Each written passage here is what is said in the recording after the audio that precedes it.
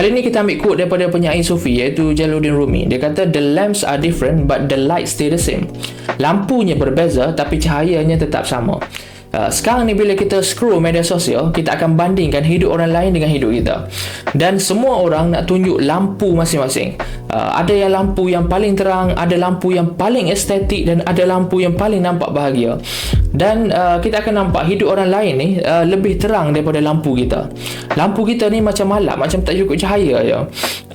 Tapi masalahnya kita sibuk bandingkan bentuk lampu, padahal yang patut dijaga ialah cahaya di dalamnya.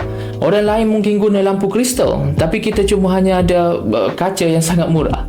Tapi kalau cahayanya sama, bukankah dua-dua tetap menerangi dunia? Sosial media ni buat kita lupa antara cahaya dan juga pantulan. Kita nampak orang bersinar, tapi kadang itu hanyalah refleksi, bukannya real light pun. Itu hanyalah highlight, right? And the sad part is, ada yang sanggup padamkan cahaya sendiri sebab sibuk kejar lampu orang lain. So maybe it's time to stop comparing brightness and start taking care of our own flame, right?